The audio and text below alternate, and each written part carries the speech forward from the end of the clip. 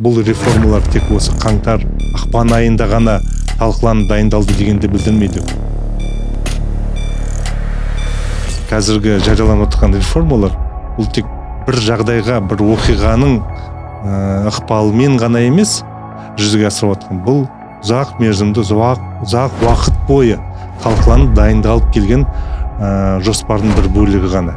Әрине, қаңтар оқиғасында өзінің бір ықпалы болды, бірақ қаңтар оқиғасының ықпалы бұл реформаларды жүзеге асыру, бұл реформа жеделдетуге мүмкін ықпалы болды деп айтсақ болады. Ал бірақ бұл реформалар тек осы қаңтар ақпан айында ғана талқыланып дайындалды дегенді білдірмейді. Көптеген осы бастамаларды президент соңғы 2-3 жылда тіпті пысықтап, жан-жақты зерттеп, сараптама жүргізіп келген болатын. Сондықтан бұл жерде бір сәтте белгілі бір ситуативті факторлар мен ұзақ мерзімді үлкен бір факторлардың тоғысқан сәті болды деп айтуға болады.